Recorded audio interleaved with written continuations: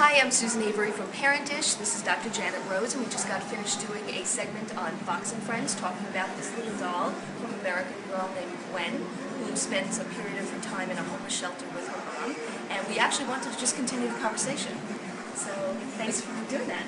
And thank you. It's been a pretty exciting morning, and it seems as though we have a little bit different opinions, but I think that maybe in discussing this a little bit more, we might see each other's viewpoint. Yeah, absolutely. I mean, the thing that was interesting yesterday when I got called to be on the segment was that I called the PR people in American Girl because I too wanted to know what the story was with their donations because, you know, there's a natural inclination of when you hear a homeless doll, ooh, what does that mean? That I hope they're giving some money away, and it turns out that American Girl actually gives away some $23 million a year to an organization called Kids in Distress, KIDS, where kids who have been in fires, in homeless shelters, Katrina, you know, all kinds of horrible situations. So they do the right thing. And this doll is representative of a kid in that kind of situation. Well, and I'm glad to hear that about the donating because that troubled me. A $95 donation to a homeless shelter would do a lot more good than a $95 for this. However, I'm also really concerned about this desensitization. I think that our children playing with something, with a concept or a condition that is so horrific may not be good for them emotionally or good for our society emotionally. I mean, I do think that we need education. I think our children need to be aware of homelessness, but I think we could do a better job with that by taking a trip to a homeless shelter, volunteering our time, donating our money there, so really get to know about the problem and to do some real life type of help.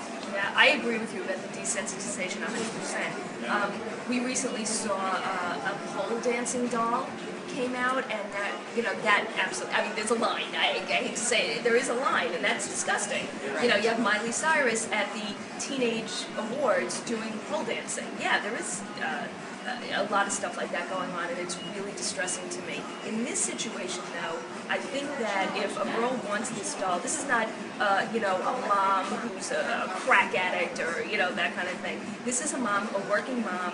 Unfortunately, she fell on hard times, so for a few months she lives at the homeless shelter. She actually does the right thing. She takes care of her child by, you know, not being on the street, not living, you know, in a place where that doesn't work for them. You know, they have a safety net, and she uses it. Is that a good thing to live in a homeless shelter? It's not aspirational by any sense of the imagination, but the mom does the right thing here. But I do agree with you about the desensitization. Well, and I have two concerns, because what is the message that this is sending about men?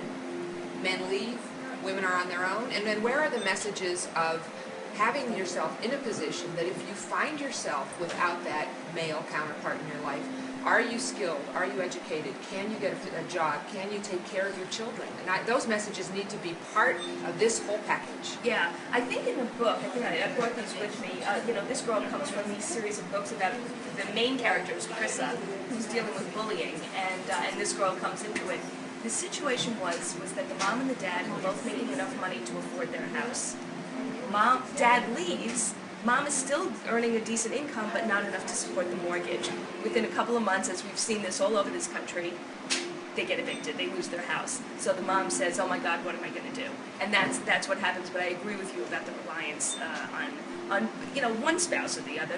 Everybody, I think, needs to become full people and be able to be independent and support themselves, men and women. And I totally can understand the concept, and I can understand the use of the book and the telling of the story, but guess what? That involves a whole lot of parent interaction. Yeah. You've got to have parents involved with their children, engaging them in some real critical thinking and some good conversations about this whole concept. I don't know if that's going to happen in every household. It might happen in a household that spends $95 on a doll, however. Yeah, that's true. That's true. Yeah, I don't think that this is a doll for homeless kids who have no money. This would be maybe a nice gift. Although maybe, you know, you also don't want to offend somebody, so it does cross the line. But she's pretty. I mean, she's not, you know, she's not wearing, you know, dirty or wearing tattered clothing. She's a pretty doll. The character is a swimmer, and, you know, has friends. She's embarrassed about the fact that she lives in a homeless shelter, which comes out later. But the kid is a good kid. She's kind, and she actually helps this character overcome bullying, which is what's going on in the book. So there's a bigger picture here about how do you deal with aggression in high school, in middle school, and that kind of thing. So there's a lot of issues here, and I absolutely agree that parents need to be involved. I mean, that's the bottom line, right? Absolutely. Absolutely. Yeah. Well, I thank you for having this conversation with me, and I'm thanking you for educating me a little bit more about American Girl and the fact that they do donate money to some worthy causes.